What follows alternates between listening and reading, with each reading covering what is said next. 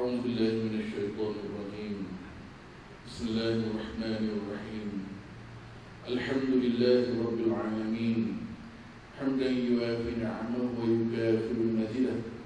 يا ربنا لك الحمد كما ينبغي لجلال وجهك الكريم وعظيم سلطانك. اللهم صل وسلم على سيدنا محمد وعلى آله وصحبه أجمعين. يا رب، Ya Jabbar, Ya Qahhar, Ya Aziz, Engkau mendengar segala bicara kami. Kau melihat segala apa yang berlaku pada kami. Kau mengetahui segala-galanya, Ya Allah, lebih dari apa yang kami ketahui. Hanya pada Engkau sahajalah kami tunduk menghinakan diri. Hanya pada Engkau sahajalah kami sujud dan merendahkan diri. Hanya pada Engkau sahaja kami adukan segala masalah kami, Ya Allah. Hanya pada Engkau sahaja segala pertolongan kami pinta. Hanya kepada Engkau sahaja tempatkan bergantung dalam segala hal dan perkara, Ya Allah. Ya Allah, Ya Rahman, Ya Rahim, Engkau Tuhan yang Maha Berkuasa. Kami bersyukur kehadiran-Mu yang telah mengunyakan kami rahmat dan nikmat, sehingga kami dapat berada di sesi bersama Menteri Kanan Kerja Raya pada petang ini, Ya Allah, bersama Yang Berhormat Datuk Seri Haji Fadilah bin Haji Yusof. Berkatilah majlis ini, Ya Allah. Mudah-mudahan dilindungi oleh-Mu, Ya Allah. Ya Allah, Ya Rahman, Ya Razak, Ya Razak, Ya Fattah, Ya Jabbar, Ya Mutakhabbir. Perbaikilah agama kami yang ini menjadi pemelihara segala urusan kami. Perbaikilah hal keduniaan kami yang ia menjadi tempat urusan hidup kami, Ya Allah. Perbaikilah hal akhirat kami yang ia menjadi tempat kembali kami. Perbaikilah hubungan dan pergaulan sesama kami, serta perjinakkanlah hati di antara kami. Jadikanlah hidup ini untuk kami menambah segala kebajikan, serta jadikanlah mati itu sebagai tempat kelepasan dari segala macam kesusahan, Ya Allah. Ya Allah, Ya Wadud, Ya Zal Jalali wal Ikram, persaksikanlah kepada kami bahawa perkara-perkara yang benar itu tidak benar, Ya Allah, dan permudahkanlah kami untuk mengikutinya. Tunjukkanlah kepada kami kebatilan itu sebagai batil, Ya Allah, dan mudah kami untuk menjauhinya. Ya Allah, kami mohon kepada-Mu kebaikan sama ada yang kami telah tahu atau yang kami belum ketahui. Kurniakanlah nikmat dan rahmat yang berpanjangan, tubuh badan yang sihat, akal fikiran yang sejahtera, semangat yang membara. Permudahkanlah setiap urusan kami dan janganlah Engkau jadikan ianya susah bagi kami, Ya Allah. Ya Allah, kami mohon perlindungan-Mu dari segala keburukan, hasad, dengki dan iri hati, sama ada kami telah tahu atau yang belum kami ketahui, Ya Allah. Ya Allah, lembutkanlah dan satukanlah jiwa-jiwa hamba-Mu ini agar wujud kesepakatan dan kesefahaman antara kami bagi menunaikan tugas yang diamanahkan dengan lebih berkesan meneruskan khidmat bakti kepada agama, bangsa dan negara. Rabbana hab lana min azwajina wa dhurriyyatina qurrata a'yun waj'alna lil muttaqina imama. Rabbana atina fid dunya hasanah wa fil akhirati hasanatan wa qina adzaban nar. Sallallahu ala khairi khalqi Muhammad wa ala alihi wa sahbihi ajma'in. Subhana rabbika rabbil izzati amma yasifun wa salamun ala al-mursalin walhamdulillahi rabbil alamin. Taqabbalallahu minkum. Amin, amin, amin ya rabbal alamin. Terima kasih diucapkan kepada Tuan Perancang Pelaksanaan Datuk di atas doa yang dibacakan. Buah kelapa, buah besar, buah mengkelam habis dimakan. Janganlah lagi membuang masa, tentanglah ibadah yang disediakan. Hari semua dijemput untuk menyambut saudara menikmati ibadah disediakan. Sementara kita menunggu dari berikutnya dipersilakan.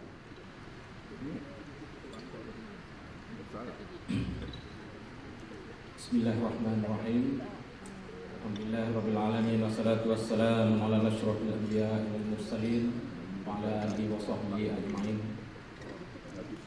Rabbi shrah li sadri wa yassir li amri wahlul 'uqdatam min lisani yafqahu qawli.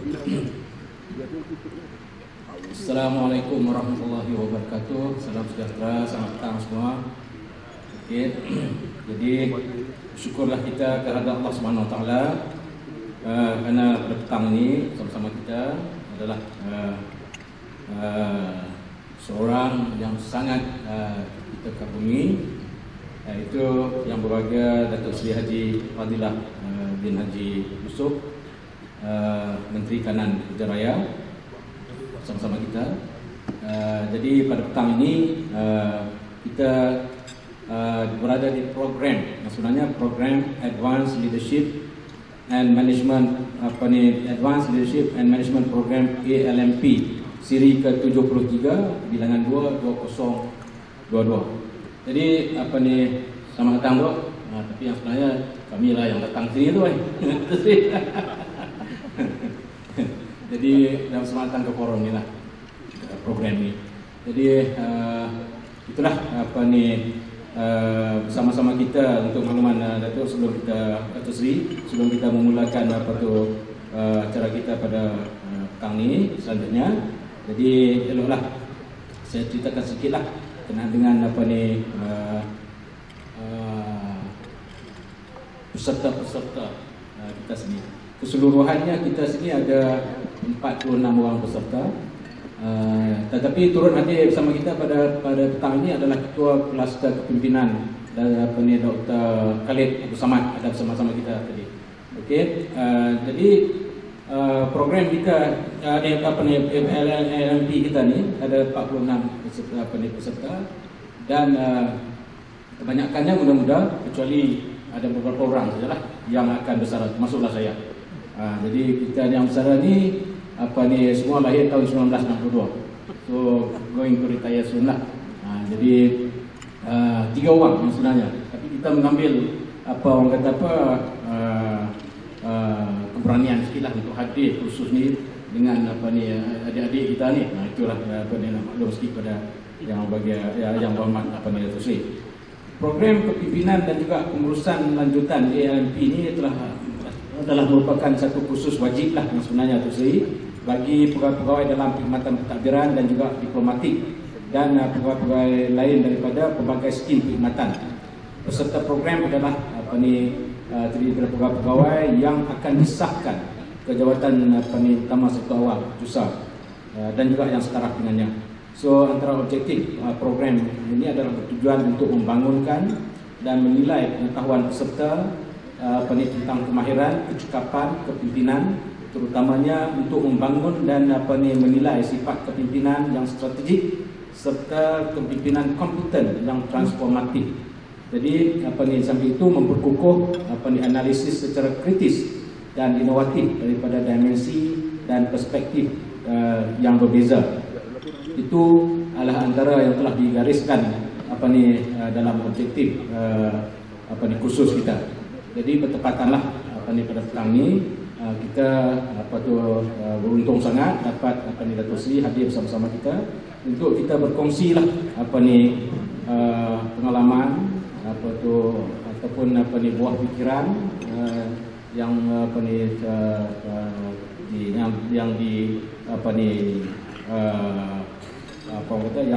ada pada Datuk Seri. Jadi untuk kita sama-sama berkongsi dengan para peserta kita di petang ini lah. Jadi untuk itu Datuk Seri, saya dipahamkan juga Datuk Seri ada akan membuat sedikit presentation lah, dan kita sangat-sangat mengalu-alukan lah presentation daripada yang berhormat Datuk Seri. Jadi untuk tidak melengahkan masa, saya dengan segala rendah hatinya menjemput yang berhormat Datuk Seri untuk berkongsi lah maklum dengan kita, pengalaman pimpinan dan sebagainya, nasihat dan sebagainya. Silakan Datuk Seri. Terima kasih. Assalamualaikum warahmatullahi wabarakatuh. Alhamdulillahirabbil alamin wassalatu wassalamu ala asyrofil anbiya'i wal mursalin sayyidina Muhammadin wa ala alihi washabbihi ajma'in. Kepada saya sebenarnya kamu tak selayak untuk duduk tinggi macam ni daripada tuan-tuan dan puan daripada datuk semua lebih hebat daripada saya lah. Dengan pakaian kuning lagi, saya ingatkan hari ini saya berdepan dengan parti SUPP daripada Sarawak.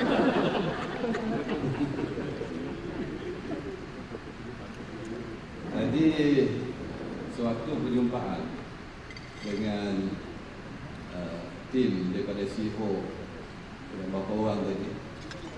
Memang kami dah sediakan presentation tentang slide presentation dan sebagainya. Tapi on second thought, saya merasakan dengan masa yang begitu pendek, mungkin saya nak edarkan saja all my talking points dengan presentation. You all boleh baca nantilah waktu leisure. Pasal kebanyakan isi kandungnya lebih kepada kebanyakannya datuk-datuk, tuan-tuan dah sedia maklum, iaitu apa yang telah dirancangkan oleh kerajaan dalam kita menangani pandemik COVID, apa yang kita laksanakan untuk pemulihan negara kita, inisiatif-inisiatif yang diambil dalam konteks negara dan juga dalam konteks kementerian. Jadi hari ini saya kira apa yang saya nak kongsi adalah kongsi pengalaman saya sajalah. Nak kata kongsi knowledge, you all have better knowledge than me. Saya ni apa sangat kan, orang kata kebanyakan kalau dekat kementerian ni, saya ni lawyer tukang goreng saja. Nak jaga technical people, engineers, architect, surveyors, tukang goreng boleh lah. Jadi apapun, pertamanya saya nak ucap terima kasih kepada Intan dan juga kumpulan ini yang telah memberi ruang dan peluang untuk saya kongsi pengalaman. Dan pada saya, dalam tema yang nak dibawa oleh Intan, iaitu untuk melahirkan penjawab awal yang berkarisma. Maknanya the charismatic leaders ni, dalam konteks kerajaan dan konteks government, kita kena orang kata senada dan seimbang dalam the ministers ataupun what do you call the ministers dalam the government lah, the government of the day kan, dan you all sebagai penjawab awal. Kalau kita tidak bergerak seiring, negara kita tak akan mampu untuk menjadi sebuah negara yang hebat. Dan sebab yang amat penting pada saya, kekuatan sebuah negara terletak pada kuatnya penjawat awal. Sebab dalam konteks kerajaan, ini boleh tukar ganti. Pengalaman 22 bulan, saya kira tuan-tuan dan puan-puan dah merasai bagaimana kita hilang arah tuju. Dalam konteks Kementerian Kerjaya juga, bila saya datang balik, saya dapat melihat bagaimana halan tuju yang telah ditetapkan bila perubahan kerajaan itu, bila ia mengubahkan objektif, visi dan misi tanpa pengalaman dan tanpa menyelami apa yang telah disasarkan ataupun dimatlamatkan oleh penjawat awal, yang ia boleh mengubah corak pentadbiran itu sendiri dan akhirnya boleh menyebabkan apa yang dimatlamatkan tidak kesampaian, dan akhirnya kita kena kembali kepada the drawing board. Akhirnya drawing board itu kita akan kembali pada apa yang telah dirancang dulu. Sebab sesuatu dasar, sesuatu strategi bila menjadikan ianya satu dasar melalui satu proses yang begitu teliti sekali, melibatkan bukan sahaja penjawat awal tapi semua the processes, termasuk engagement dan sebagainya.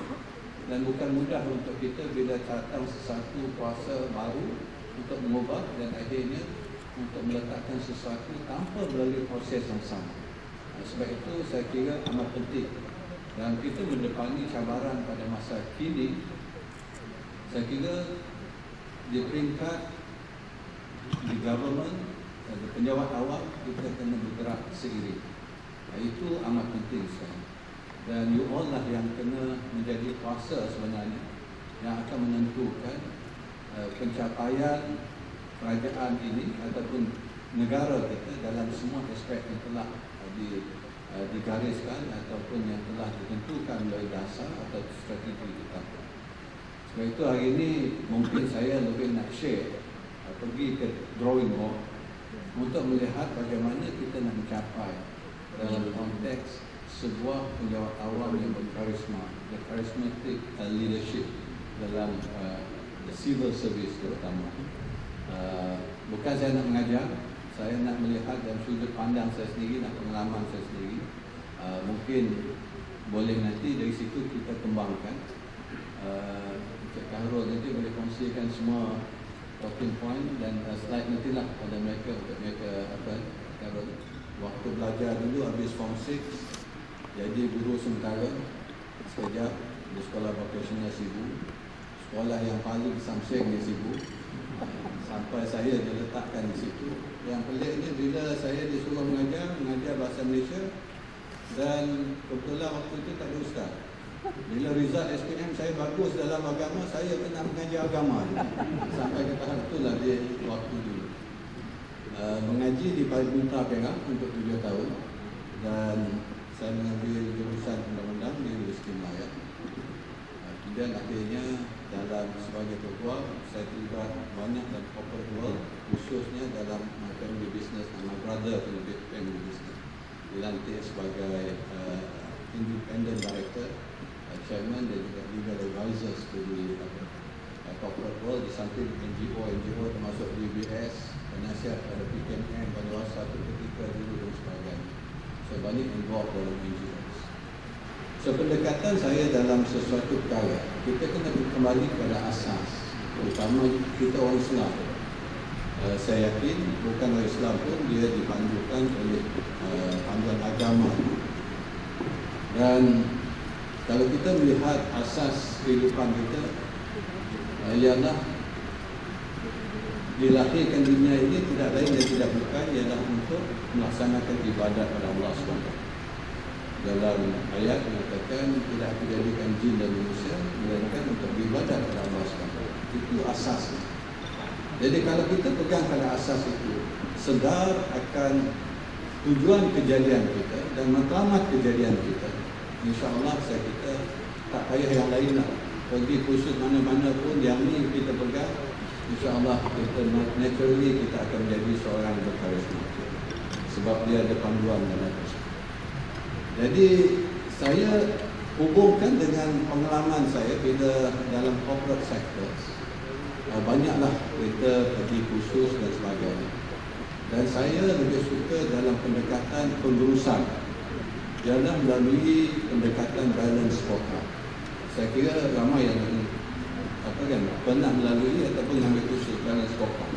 Berapa ramai yang ambil balance scorecard? Strategic focus atau organisation kan, Robert Kaplan dan sebagainya, yang khusus itu punya mahal dan dulu kan. Jadi saya hubungkan balance scorecard ini dengan amalan harian kita dan juga organisasi kita. Apatah lagi kalau kita berhadapi dalam keadaan krisis. Saya kira dalam setiap kementerian, kalau kita ni kira agensi dan sebagainya, the biggest challenge pada masa ini, banyak perancangan projek, banyak perancangan program, duit saja tak ada. Nak minta MOF, gunakan peruntukan sedia ada. Itu yang normal apa kita terima kan. So, macam mana kita nak menghadapi suasana sebegini? Apakah cara untuk kita berurusan di luar kotak kebiasaan? Untuk kita cari supaya kita dapat mencapai matlamat.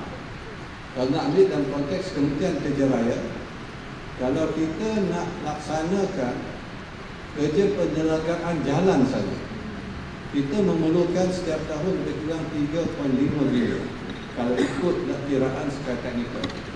Peruntukan yang kita terima lebih kurang paling tinggi setahun pun 1.2 bilion. Sebab itu banyak orang komplain jalan luar. Yang paling teruk kita Menteri Kerja Raya. 100 km jalan licin, satu lubang, sebulan dia sumpah Menteri Kerja Raya. Itu biasa. Dan kita semua kenal JKR apatah lagi. Kan? Jadi masa JKR, dia tak kira jalan majlis daerah ke, jalan perbandaran ke, jalan apa ke, JKR sinonim dengan jalan. Jadi ini cabaran kita, persepsi di tingkat publik, di tingkat rakyat. Tapi mereka tidak akan memahami keadaan kita sebagai civil service. Apa kekangan yang kita hadapi. Sebab itu kita kena sentiasa kehadapan dalam perkara segini rupa. Supaya kita akan dapat mencari penyelesaian di luar kotak kebiasaan itu sendiri. Sebab itu pendekatan saya is always based on balance scorecard supaya kita dapat, saya bagi nanti dalam half an hour yang lain itu boleh, saya lebih suka mendengar daripada datuk-datuk dan tuan-tuan dan puan-puan sekali. apa sebenarnya soalan-soalan yang kita nak kembangkan nanti untuk perbincangan. Okey, balance scorecard kalau kita ingat dia ada 4 perkara yang kita kena fokuskan. Apa-apa matlamat kita nak buat, dia ada 4 perkara. Satu ialah effort, Financial. Kedua, customer. Ketiga, internal process. Kemudian kita ada the last apa is the learning and growth. Untuk kita sentiasa berulang kaji learning and growth. Kalau kita translatekan dalam kehidupan harian kita, saya kaitkan balik dengan ibadah individualnya. Jadi kalau kita boleh translate F ni sebagai pahala dosa, which is the return, apa yang kita buat. Siapa customer? Kalau kita dalam penjawat awak, customer kita ialah, kalau konteks Kementerian Kerja Raya, JKR, kita juga mempunyai ramai pelanggan, kementerian-kementerian lain, sebab kita ni projek implementer untuk semua projek kerajaan. Tapi customer kita ialah pengguna ataupun rakyat yang akan menggunakan facilities kita, output yang hasilan yang kita buat di setiap kementerian. Dan kalau kita terjemahkan dalam konteks hidup seharian kita, customer ini sebenarnya kita boleh pecahkan dua dalam hubungan kemanusiaan, iaitu kita kena jaga apa? Hablum minallah, hablum minannas. Kan? Hubungan kita ini utama, Allah dengan manusia.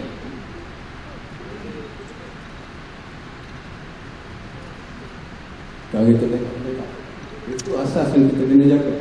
Kalau kita dapat jaga ni, insya-Allah kita ni pahala ataupun mereka. Dengan manusia sama juga. Kalau kita jaga hubungan kerja kita, jaga hubungan kita dengan bos, dengan semua rakan-rakan apa peluang nak naik apa pangkat ke bayar lah. Kan performance kita lah. Kan end of the day semua orang bagi apa rating yang baik. So that's the thing lah. Jaga. Tapi tak cukup sebenarnya.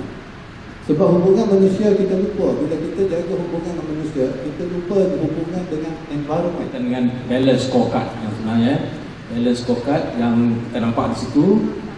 F tu financial, C tu customer tu pengguna tu semua sekali lah. And then I tu internal process, dan L and T tu learning and growth. Jadi apa ni, dalam masa yang sama juga apa tu Datuk Seri tadi sempat juga orang kata apa ni menterjemahkan apa tu hubungan kita, kenalah jaga hubungan kita dengan Allah dalam masa yang sama. Jangan lupa hubungan sesama manusia, dan apa tu dan dalam masa yang sama juga apa tu kita perlu menitik beratkan juga environment. Jadi itu diterangkumkan dalam tiga aspek itu. Learn, relearn, and unlearn. Jadi itu pun satu juga yang kita nampak apa yang telah ditengahkan tadi. Okey, yang sebenarnya Datuk Seri ini berasal daripada Kampung Baru, Sibu, Sarawak. Born 17 April 1962. Tak faham. Sama lah tu saya lupa tu. Jadi apa ni itulah dia. Dan tapi sebahagian nanti Datuk Seri dah apa ni dah apa tu sampaikan tadi. Jadi boleh kita mulakan apa ni Datuk Seri ya? Okey, jadi sekarang ni kita bukalah. Datuk Seri dah bagi dah open card itu dah ni. Dia dah buka itulah untuk kita apa ni kalau nak ada apa-apa perkongsian dan juga apa ni pertanyaan dan sebagainya. Jadi kita mula. Okey, silakan. Nak start dengan siapa? Oh, Tuan CEO dulu. Okey. Tuan Suhaili, silakan. Terima kasih. Bismillahirrahmanirrahim. Assalamualaikum warahmatullahi wabarakatuh. Yang berhormat Menteri Kanan Kerja Raya, Datuk Seri, dan rakan-rakan sekalian, alhamdulillah kita dijodohkan, ditemukan untuk kita bertemu pada petang ini. Dengan rahmatnya, hujan sikit di luar sana, itulah tanda rahmatnya insya-Allah. Saya sebagai CEO mengambil kesempatan ini, Datuk Seri, untuk sekali lagi mengucapkan terima kasih kerana sudi menerima kita sebenarnya dengan kesibukan jadual dan aturan kerja, namun diberi peluang juga untuk kita bertemu pada petang ini. Terima kasih sekali lagi, Datuk Seri. Saya ada satu soalan sebenarnya lebih kepada pengalaman Datuk Seri, berkaitan lompat-lompat juga lah, tapi lompat ni lompat yang baik. Satu perkara, Datuk Seri, background Datuk Seri tadi adalah lawyer kan. Tiba-tiba saya kenal Datuk Seri menjadi seorang pemimpin, leader. Apa yang telah trigger Datuk Seri itu ubah daripada lawyer itu menjadi pemimpin? Apa yang trigger? Mesti ada satu perkara atau kemahuan yang Datuk Seri inginkan. Saya ingat mungkin Datuk Seri boleh kongsi dengan kita semua, insyaAllah. Itu saja, Seri. Terima kasih. Oh, 3 soalan. Okey, itu satu soalan. Okey, ini Datuk Seri sangat pemurah hati ni. Dia nak ambil 3 soalan terus. Okey, second question. Daripada mana pula? Second question. Ada insyaAllah. Tu dia. Second question. Okey. Assalamualaikum warahmatullahi wabarakatuh. Yang berhormat Datuk Seri, saya cuma ada satu soalan. Berbalik kepada apa yang Datuk Seri cerita tadi, masalah financial kan, it's happened several years back lah. Jadi kita dalam berhadapan dengan rakyat, betul kita faham. Kalau kita orang, kita faham kita kesuntukan kewangan dan kita prioritize dalam projek-projek yang telah kita lalui. Cuma untuk mendepani rakyat, bagaimana Datuk Seri overcome masalah kekangan kewangan untuk berdepan dengan rakyat? Maaf, Nurihan, saya Nurihan Muhammad Naim, dari Kementerian Pengetahuan dan Komunikasi. Okey, kita ada satu lagi soalan. Assalamualaikum warahmatullahi wabarakatuh. Assalamualaikum. Tolong kenalkan nama. Nama saya Muhammad Amran Muhammad Haris daripada Jabatan Kebudayaan dan Kementerian Negara. Saya tertarik dengan poin yang ditawarkan oleh YB berhubung Abdul Allah dan juga Abdul Nas. Cuma untuk faedah kami semua lah, pemimpin atau leader di bahagian politik masing-masing, kami dapati Ustaz Abdul Allah itu tidak begitu beri penekanan dalam konteks pendidikan seorang pemimpin. Bagi saya, foundation atau asas untuk menjadi seorang pemimpin, Abdul Allah itu perlu diberi penekanan. Jadi mohon pandangan YB yang telah lama berkhidmat dan juga berhubung dengan konsep yang disebutkan Abdul Allah. Terima kasih. Terima kasih. Pertama sekali, CEO saya ni boleh katakan reluctant politician. Sebagai peguam dulu, saya terlibat dengan parti untuk memberi nasihat perundangan, khususnya pada calon-calon yang nak bertanding. Dan dari situlah saya ditarik oleh salah seorang wakil rakyat almarhum Datuk Daud untuk membawa saya berkhidmat dalam dunia lah. Actually saya di offer sebagai wakil rakyat dua kali saya tolak. Cuma bila saya dibawa dulu untuk terlibat dalam politik, saya mengatakan kat dia, kalau tak puas hati dengan khidmat saya, you can sack me anytime. Sebab saya tak akan mampu untuk terlibat dalam attend mesyuarat, attend program. Sebab masa itu saya masih memfokuskan untuk develop my legal firm lah. Cuma satu ketika itu saya mengikut dia program dalam bandar kecil, di satu perkampungan kecil orang Melayu dalam bandar kecil. Dan saya sendiri melihat bagaimana anak-anak tidak pergi ke sekolah. Bila saya tanya mengapa tak pergi sekolah, dia kata dia kena jaga adik, mak bapak terpaksa kerja. In order duduk dalam bandar, mak bapak kena kerja untuk hidupkan keluarga, tapi dikorbankan anak untuk pergi sekolah. So waktu itulah saya kata tak boleh berlaku dalam bandar kecil itu sendiri. Dalam keadaan sekarang, zaman kita dulu yang dilahir 60-an ni, mungkin zaman susah, ramai yang tak sekolah. Betul. Kan? Zaman pancaroba, penuh pancaroba. Jadi itu dah dalam 70-an. hampir 80-an pun. Saya balik ke Kuching 89. Jadi waktu itulah saya mula mencari jalan bagaimana untuk memfokuskan dalam bidang pendidikan anak-anak sekolah khusus. Itu yang baru saya bergerak aktif. Sehingga lah saya di-offer untuk menjadi wakil rakyat. Dan as you know, saya ni lebih dalam corporate world. Bila menjadi wakil rakyat, cuba dan membawa sedikit pengalaman dalam corporate world dalam mendekati rakyat. Jadi itu hubungan soalan selalunya dikuasai memang tak cukup duit. Wakil rakyat berapa saja peruntukan yang diberi. Dan permintaan di kalangan rakyat banyak. Jalan, air, lampu, OIP, rumah, lain-lain masalah kebajikan tak payah cakap. So pendekatan saya ialah bila kali pertama saya jadi wakil rakyat, apa yang saya buat ialah saya pergi ke setiap komuniti, setiap kampung perumahan, dan saya akan himpunkan semua jawatan kuasa dalam perkampungan tersebut. Dan samalah saya berikan balance scorecard punya approach. Jelaskan pada mereka bahawa kita tak boleh bergantung sepenuhnya dengan kerajaan. Malahan dengan saya sendiri pun, rumah jangan datang ke rumah saya. Sebab rumah saya ialah untuk my family members. Waktu saya, satu-satunya waktu saya untuk family.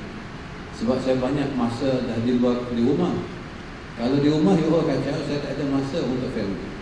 So kalau ada masalah apa saja, pukul berapa saja telefon, saya akan jumpa. Tapi selesaikan di office ataupun saya akan keluar pergi mereka. 2 pagi pun saya akan pergi. Pastikan saya pergi. Sampai ke tahap tu supaya nak beri kesedaran bahawa pendekatan patutnya berbeza daripada pendekatan dulu. Dia akan jadi sampai sekarang alhamdulillah tak ramai orang datang ke rumah saya. Rumah memang reserve untuk family. Tapi saya lebih banyak pergi dan menjelaskan kepada mereka bahawa kita kena mendekati bahawa dalam program bukan saja from the political angle, parti, tapi apa-apa program nak sanakan mesti buat kerjasama di kalangan komuniti ataupun jawatan kuasa yang ada dalam kampung ataupun dalam JKK-nya, jawatan kuasa suraunya, kita ada KRT, begitu banyaklah. Jadi setiap proposal mesti dibincangkan dalam semua jawatan kuasa pertubuhan ataupun NGO yang ada, dan dia kena utamakan apakah program kita nak buat. Kalau dari segi pembangunan, apakah pembangunan kita nak buat, supaya kita dapat susun dari awal lagi utamaan itu, dan kita dapat minta peruntukan itu secara berfasa. Sebab nak minta semua memang tak dapat. Dan ada juga yang boleh kita dapat permohonan melalui CSR daripada private sector yang kita boleh minta. Jadi bila kita bawa macam tu, mereka sedar bahawa kerajaan ni tak dapat bagi semua sekaligus. Dia orang kata, orang putih kat bawah kapur, saya kata tak, slowly but steadily dia akan datang. So kita kena bagi comfort mereka dengan benda yang segitu rupa. Tapi more importantly is kita kena communicate dan kita kena berterus terang. Kalau tak dapat, cakap tak dapat. Kalau kita memberi janji yang akan dapat, itu dia akan tutup.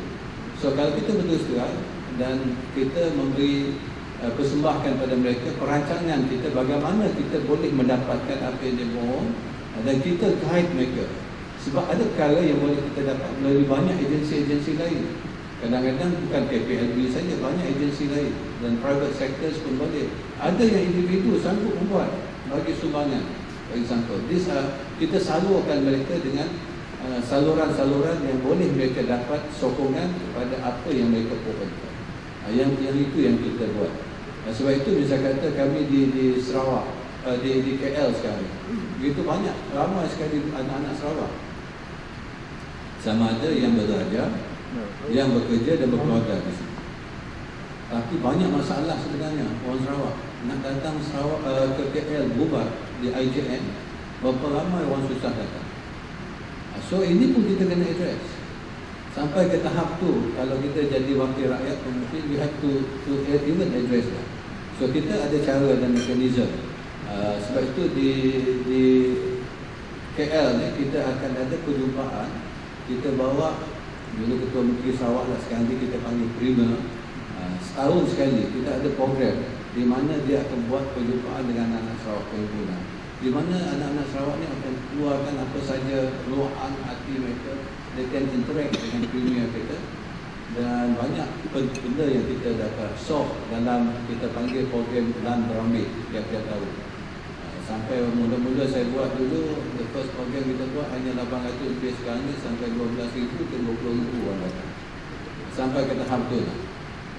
Jadi yang penting we have to be creative and innovative dalam mencari penyelesaian. There's no one single solution untuk masalah, dia pelbagai. Jadi yang tu yang kita kena sentiasa duduk bincang. Definitely jangan kita lihat dalam konteks kerajaan saja. Kalau kita melihat dalam konteks kekangan yang ada sekarang ni, lagi the challenges kepada kita lagi banyak lah. Sebab itu yang penting ialah kita kena duduk bincang dan cari kaedah. Misal kata yang penyelenggaraan jalan yang saya katakan tadi, dulu saya tidak menyalahkan keputusan lepas, tapi memang keputusan lepas tu ada kaitannya pada waktu itu. Tapi kita boleh ubah suat. Penyelenggaraan jalan kita bagikan pada syarikat konsesi, dan syarikat konsesi akan buat berdasarkan peruntukan yang diterima. Itu saja dia buat berdasarkan skop kerja. So sekarang ni saya bincang dengan dia orang, sebab kerajaan ada kekangan. Banyak jalan-jalan kita kalau tak dibuat, ianya dah boleh kata macam kita juga lah, expired, kena overhaul sikit, kena sana atur sikit kan. Jadi kita minta dia orang come up, dia orang buat dulu. So kita tengah bonding bagaimana dia nak buat supaya jalan kita ni dapat dibaru muka keseluruhan seluruh negara kita. Tak adalah every nak buat tampal lubang sini sikit, tampal lubang sini sikit, 2-3 bulan nanti pecah lagi dan sebagainya. So kita kena buat, sebab kadang jalan itu memang perlukan, kalau istilah teknikalnya, reconstruction. Sebab dah habis tempoh hayatnya. Sebab jalan ni tempoh hayatnya 5 tahun ke 7 tahun, bergantung dengan keadaan tanah. So lepas tu kita kena buat baru muka, orang panggil lah, apa kan, resurfacing balik. Dan ada yang perlu diukuhkan balik dia punya surface, subbase dia dan sebagainya. Jadi nak tunggu kerajaan memang tak cukup dana kita, sebab semua orang tak duit tu, nak buat banyak program-program lain, projek-projek lain. So this is where I think kita tengah dekati pendekatan kita dalam konteks itu. Alhamdulillah minallah, memang saya setuju sangat. Dulu dah dicubakan Islam Hadari, tapi masalah negara kita ni terlalu banyak politik. Apa-apa kita nak tengahkan, semua jadi politik dulu kan? So end of the day, bagi saya ialah serahkan diri kita sendiri. So kalau kita go for management theory, kebanyakan kita ni dia ada 2 circle kan, 2 bulatan. Ingat management theory, 2 bulatan. Satu bulatan apa dipanggil the circle of influence, bulatan pengaruh. Satu lagi bulatan concern, circle of concern. Kita sebagai manusia biasanya fokus kita ialah benda-benda yang concern itu, yang merungsingkan kita. Tapi kita lupa circle of influence, iaitu mengawal diri kita, bagaimana kita dapat mempengaruhi orang supaya ianya dapat the positive factor itu dapat diperluaskan berbanding dengan the negative factor. Dan kalau kita nak letakkan pada dasar, pada apa, ini boleh. Tapi dari segi pelaksanaan, end of the day kita buat. Kalau kita buat, hopefully orang lain akan mengikuti. Pendekatan Rasulullah dia tak apa pun, dia buat dia. Lama-lama orang terpengaruh sebab akhlak Rasulullah itu, apa yang diamalkan. So pendekatan itulah saya kira yang patut kita buat. Kalau kita nak letakkan perubahan itu dari segi dasar dan sebagainya, tapi nilai itu sendiri sebenarnya terletak pada individu.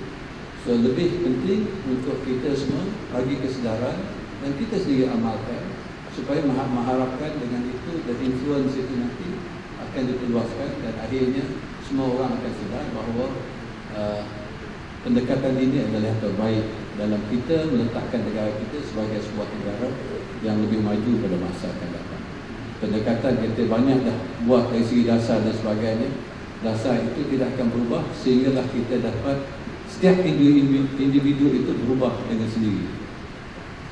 Itu yang pendekatan saya lah.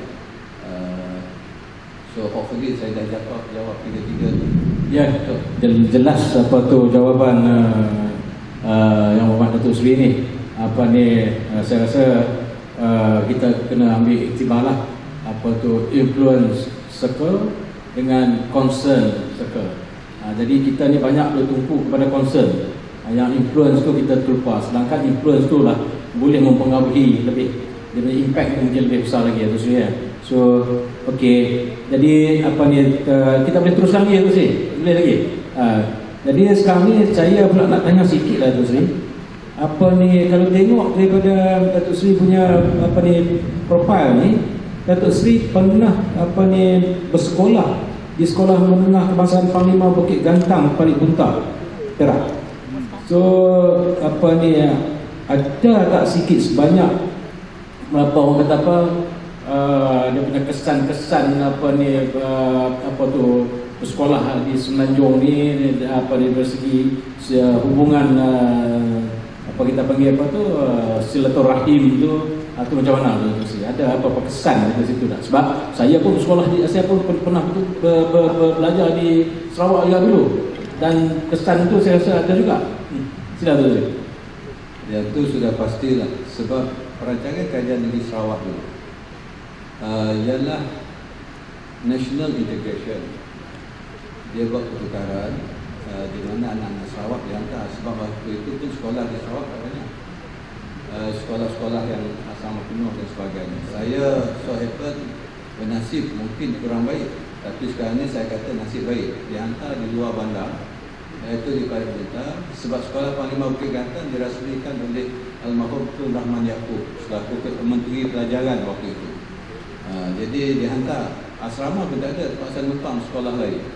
Bayangkan, tapi dihantar. Jadi bila saya dihantar sana, saya salah satu yang student lewat dihantar. Saya ingat zaman tu tahun 1975, orang kaya saya jadi TV. Kita ni yang tak kaya tak pernah tengok TV pun. Jadi buku pun tak banyak. Sampai ke Buntar, pertama sekali dia tanya, siapa nama hang? Dalam kepala saya dia ingat Angkuah. Hang jumpa hang mana dia tak tahu pun hang, tak pernah dengar. Jadi bayangkan gap dulu kan, komunikasi je, pasal kita tak ada. Tapi dari situ saya banyak belajar tentang kehidupan. Sebab satu, memang kehidupan di asrama itu teruk. Kita boleh kata asrama sekolah pun dalam ladang, kelapa sawit, dan pelbagai latar belakang. Kami ini dulu di Sarawak English medium, masuk ke bahasa Malaysia medium, dan di kalangan budak-budak Sarawak memang biasa kami cakap orang putih. Jadi sampai ke kampung, kawasan kampung, tahu tak apa action orang Sarawak cakap orang putih, dia tunjuk melagak apa semua kan. Jadi lama lah kita nak ijaz. Bayang, dan English pada waktu itu tingkatan 1 sama dengan standard darjah 3 kami. Bayangkan dia punya apa, gap tu. Jadi memang masa tu, tapi lama-lama kita dapat ijaz sampai bolehlah cakap Banjar. Orang bukan cakap utara, cakap Banjar. Tapi yang penting saya kata pembelajaran ni ialah kita dapat menghayati budaya dan pemahaman kawasan tentang kehidupan.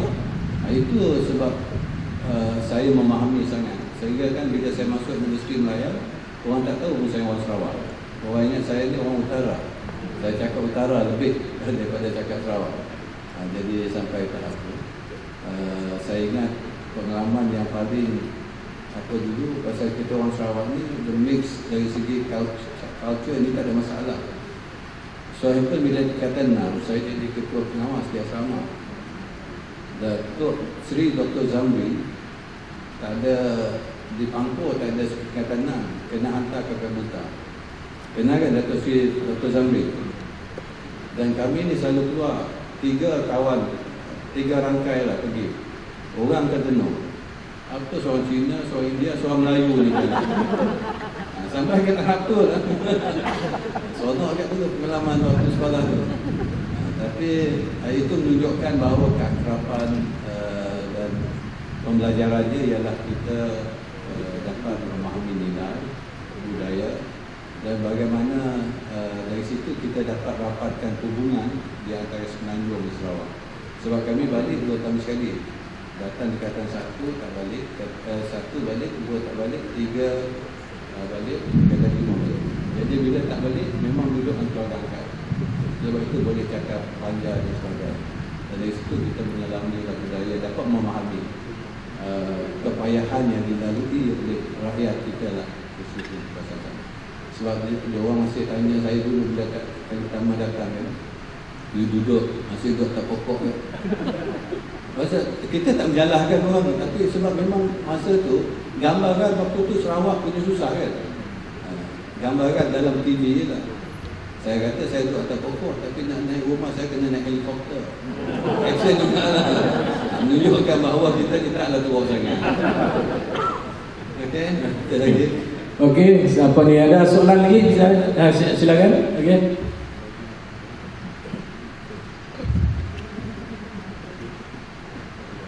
Minta kenalkan nama lah. Okay. Assalamualaikum warahmatullahi wabarakatuh. Datuk Seri, saya Muhammad Asri Abdul Wahab daripada Jabatan Tenaga Kerja di bawah Kementerian Sumber Manusia. Sebenarnya Datuk Seri, kalau kita tengok kami Kementerian Kerajaan ni yang banyak dah 20 tahun lebih, saya sendiri pun dah 30 tahun. Datuk Seri, kami dididik untuk menjadi seorang yang begitu taat pada kepimpinan. Even kalau kita tengok, kita sign surat kita pun, saya yang menurut perintah. Maknanya kita telah dididik. Jadi kemungkinan Datuk Seri boleh bagi tip pada kami ya.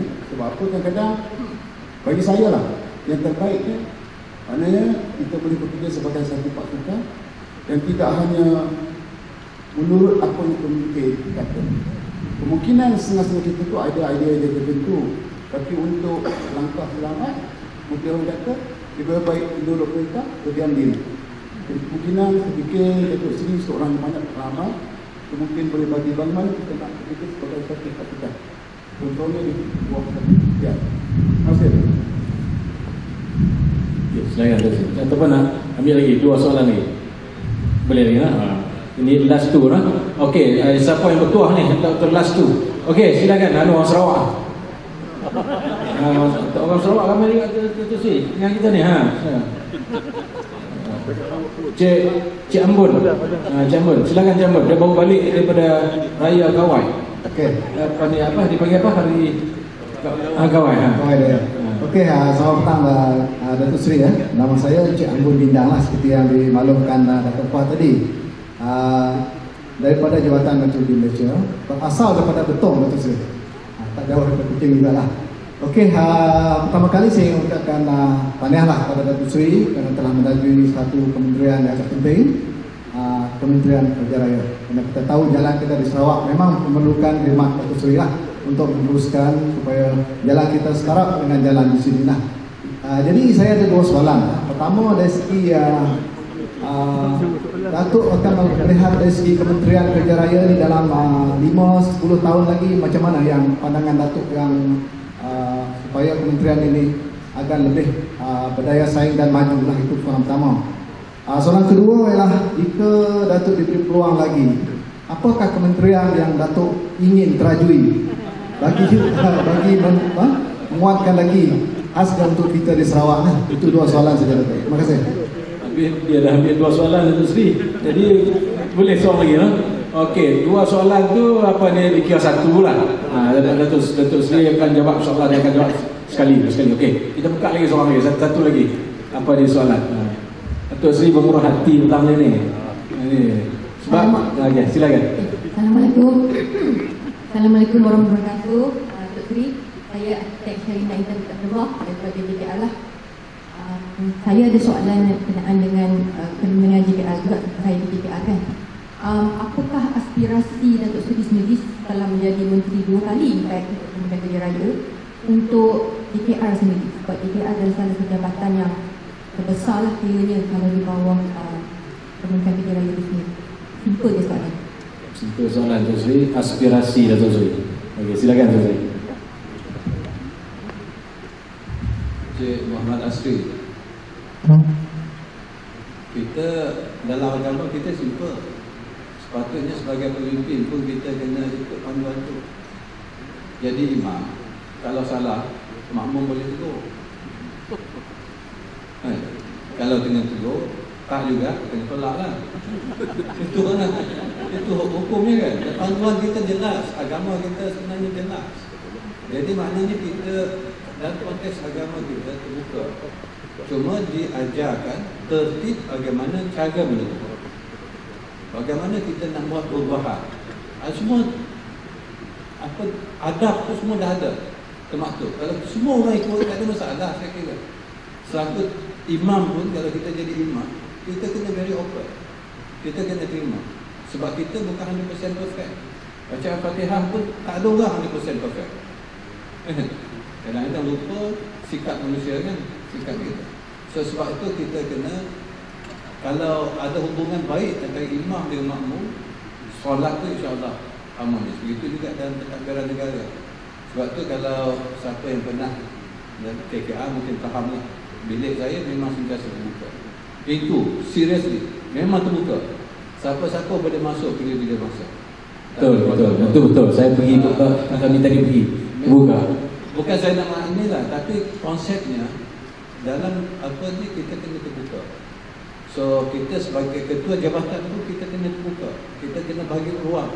Malahan bila saya dalam corporate world bila kita mengadakan brainstorming dan kita bawa even tea lady dengan receptionist. Pasal dia orang tahu tentang kerja dia, kita tak tahu.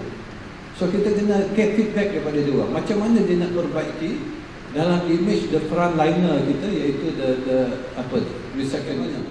Apa pandangan dia? Di mana kelemahan kita? Di mana kelemahan pekat apa? So jadi affair ni kena ada interaction between management dengan setiap lapisan community, level of services kita atau level of kerja-kerja kita lah. Kita kena panggil. It has to be an open system. Pendekatan saya lah. Sebab itu kalau kita dipekat sebagai penjawat awal, jangan khawatir. Kalau disebabkan kita kemukakan pandangan, mungkin pandangan itu tak sesuai dengan ketua jabatan. Ketua jabatan lepas itu tak ngam dengan kita. Jangan khawatir. Saya kira akhirnya bukan kita ketua jabatan ke apa soalannya. Hubungan kita balik pada hablum minallah. Kita akan dipersoalkan kalau kita tak berikan pandangan sesuatu yang tak betul dilaksanakan tapi tak dibetulkan, maka tanggungan itu tanggungan kita semua sebenarnya. So untuk saya lebih baik kita kemukakan, bagi pandangan. Cuma cara nak memberi pandangan tu kena belajarlah bagaimana kita nak dekati hablum minan nas. Sebab setiap manusia ni caranya lain, pendekatannya lain. So that one kita kena ada, orang kata human relation punya kepakaran lah. Kalau saya, you boleh cakap nak marah pun tak apa. Tapi orang lain jangan. Ada orang kena apa kan, dia simpan dalam hati. Ada orang dia tak simpan, dia akan terima dengan hati terbuka. So berbeza lah, pendekatan tu bergantung dengan kita untuk memahami bagaimana cara yang lebih sesuai untuk kita dekati superior kita lah. Yang tu is more of human relation. Cik Ambon, sama gawai gaya guru gerai nyamai kita, lantang senang menua kita. Tu cakap iban dengan dia. Orang betul. Saya baru melalui jelajah Road Media Pen Borneo, baru balik semalam. Nampak sebahagian betul dah kacak dah lah, 2 lane ada 2 lane insyaAllah siap hujung tahun ataupun selewat-lewat April tahun depan. That was a commitment by that contractor. Jadi masalah bila jumpa orang Sarawak ni otomatik selain Sarawak tu keluar, itu yang masalah. Faham. Apa peranan KKR? Kalau melihat pada KKR, core business KKR ialah untuk membina infrastruktur negara, termasuklah bangunan-bangunan kerajaan, menyelenggara dan pada masa sama mengawasi sektor pembinaan melalui agensi CIDB dan juga highway kita dan the professional bodies lah di bawah JKR. Itu tanggungjawab utama kita. Tapi 5 tahun akan datang, adakah Kementerian Kerja Raya masih relevan ataupun tidak? Kalau bangunan kerajaan semua dah siap, tinggal maintenance saja. Adakah JKR akan hanya buat kerja maintenance? So banyak perkara yang kita kena lihat sebenarnya. That's why untuk memastikan KKR relevan, we have been talking about memastikan bahawa tiba-tiba JKR kita kena adapt and adopt technologies. Kita kena berubah dari segi pendekatan kita. Even cara kita buat jalan pun kita kena fikirkan. I have been talking dari segi sudut pengalaman saya sebagai timbalan menteri mostly dulu 5 tahun. Kita ramai engineers, tapi tak ramai engineers yang nak terlibat dalam research, development and commercialization. Bertanya dalam JKR, berapa ramai yang benar-benar terlibat dalam R&D? Sebab kita complacent dengan apa yang kita ada. Tak kira lah dah sama ada JKR ataupun semua technical agencies kita. Sebab tu kita masih menjadi negara pengguna. Kita belum menjadi negara pengeluar. Cabaran daripada saya first round saya jadi Menteri Kerja Raya dulu, bagaimana kita nak selesaikan masalah membina jalan bangunan di tanah lembut. Tanah lembut ni maknanya payah gambut, tanah liat dan sebagainya. Johor kita hadapi masalah jalan balu. Selangor, Sarawak jangan cakaplah. Mengapa kita tak dapat selesaikan? Itu cabaran sebenarnya. Bagi saya tak melihat ini sebagai cabaran. Ini sebagai peluang untuk kita melahirkan engineers yang boleh membuat research. Satu, method of construction. Kedua, produk-produk baru bagaimana kita nak selesaikan. Mungkin produk yang lebih murah, produk cara penyelesaian lebih mahal ada. Buat suspended bridge lah, selesai masalah. Betul. Tapi kita nak cari yang lebih sustainable, lebih murah. Sebab duit kita tak cukup banyak. Kalau duit kita banyak, bolehlah buat semua jambatan. Semua arkitek faham sangat lah, boleh design macam-macam kan. Tapi end of the day, kita kena tengok kepada kemampuan negara kita yang akhirnya dapat menyelesaikan masalah rakyat yang kita hadapi sekarang. So this will be harapan saya, KKR melalui all the technical agencies pada masa akan datang akan menjadi frontier dalam menghasilkan new method of construction, new material of construction dan new system dalam kita memantau menggunakan AI ke whatever new technology yang ada. Kan? These are the challenges. Bukan saja Kementerian Kerja Raya, semua kementerian sebenarnya. We have to tengok perkara ini. This will be the challenge. Kalau kita tak dapat gunakan, I don't think we'll be a competitive nation in the future. Kalau kita nak bersaing, nak menjadi apa, we have to be negara pengeluar. That's the only way forward untuk semua kementerian, bukan saja Kementerian Kerja Raya, bukan saja agensi-agensi. So soalan kedua, kalau tanya kementerian mana saya nak apa, saya nak jadi Perdana Menteri lah, halang-halang. Tak ada lah. Jadi mana boleh kan, dari segi realiti memang tak dapat. Sebab end of the day, parti yang paling besar menang, itulah yang boleh nominate Perdana Menteri. Parti kita kat Sarawak 31 kerusi saja kalau semua GPS menang lah. Tapi tak ada harapan nak jadi Perdana Menteri. Jadi kita in Sarawak kita normally apa saja kita akan discuss. Saya mengharapkan portfolio utama negeri pada Sarawak ialah Kementerian Pembangunan Luar Bandar. Sebab luar bandar Sarawak masih perlukan pembangunan.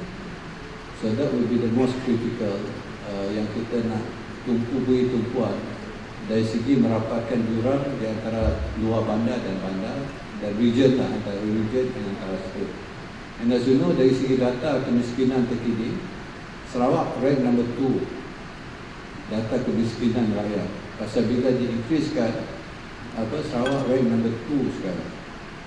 So That's why tumpuannya kita patut go to the luar bandar. Bagaimana kita nak connectkan luar bandar, bagaimana kita nak bangunkan luar bandar in terms of socio-economic activities luar bandar. This will be my focus area. Kalau di luar, saya ingin sangat nak serve dalam KPLP, nak melihat bagaimana saya dapat merapatkan jurang antara bandar dan luar bandar dalam konteks socio-ekonomi dan the living standards of the keseluruhan negara kita lah, bukan Sarawak saja, bukan Sabah, tapi keseluruhan. Actually this is the most challenge yang kita akan hadapi pada masa akan datang. Tapi kekayaan sebenarnya berada di luar bandar. Kalau kita nak nilai kan, kita kat bandar ni minta maaf lah, kita ni semua dah termasuk saya, action ni nampak gaya rumah besar, kereta besar, tapi orang luar bandar duduk tak ada hutang, rumah dia tak ada hutang, kereta tak ada hutang, tak pening kepala. Kita ni hujung bulan pening kepala bayar hutang. Betul kan? Realiti kita lah. Alright. So aspirasi JKR saya dah sebut sedikit share dah tadi. Alright, boleh tak? So boleh, sangat jelas penjelasan yang telah diberikan oleh Yang Berhormat Datuk Seri tadi, menyentuh aspek-aspek yang telah pun ditanya tadi. Cumanya soalan dah tutup. Cuma saya sikit lah satu soalan. Apa rahsia yang sebenarnya Datuk Seri bila kita tengok Datuk Seri, kita tengok wajah tenang, aman, senyum. Jadi apa rahsia dia? Jadi itulah, sama ada daripada didikan keluarga atau macam mana. Sebab bukan saya seorang cakap ni. Kalau Datuk Seri nak kena bagi duit, semua kena bagi duit. Okey, silakan Datuk Seri. Ini anugerah Allah lah. Anugerah Allah. Semua kita tak ada apa, amalan tu tak ada lah. Saya ni tak banyak amal. Ini bagi saya anugerah Allah ke saya. Tapi ada juga orang kata saya ni nampak tua sangat. Berbanding dengan abang saya lebih tua dari dia. Abang saya lagi muda nampaknya. Tapi manisnya ada Okey. So itulah kita acara kita sama dengan program kita bersama dengan Yang Berhormat Datuk Seri Haji Fadilah Haji Yusof telah sampai untuk program inilah sampai ke penghujungnya. Jadi kita mengambil kesempatan lah untuk mengucapkan setinggi-tinggi tahniah dan penghargaan lah atas kesudian Yang Berhormat Datuk Seri untuk hadir bersama-sama kami pada petang ni. Kita tahu Datuk Seri memang penat ni, kita tahu. Tapi itulah yang saya heran tu. Walaupun penat tapi bercahaya lagi muka tu, berseri-seri lagi tu. Katanya semalam 700 lebih kilometer dalam PAS. 3 hari saya rasa 3 hari 2 malam kot. Kan dengan PAS. Jadi masih lagi bertenaga, berupaya untuk menyantuni kita, dan jadi untuk itu kita sama-samalah bagi tepukan gemuruh untuk terima kasih kembali Tuan. Ya, maaf kalau ada kekurangan dalam penyampaian saya. Tidak ada apa yang kurangnya, tapi saya rasa ini memanglah banyak pedoman nasihat-nasihat yang telah kami terima dan dapat kami manfaatkan. Seterusnya kita baliklah kepada MC kita pada petang ni, Dr. T. Okey, silakan.